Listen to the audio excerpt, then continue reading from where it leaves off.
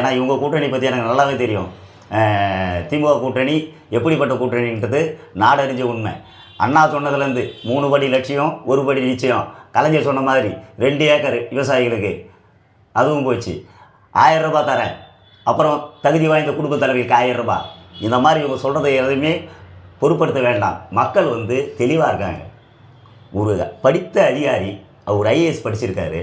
ஒரு பழமொழி உண்டு, பசியோடு இருக்கிறவனுக்கு மீன் பிடிக்க கற்றுக் கொடுக்கணுமே தவிர மீனை இலவசமாக கொடுக்கக்கூடாதுன்னு.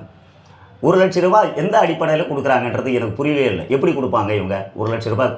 ஒரு ஒவ்வொரு அக்கௌண்ட்லேயும் எப்படி போடுவாங்க 1 லட்ச ரூபாயை? முடியுமா? இது சாத்தியக்கூறா?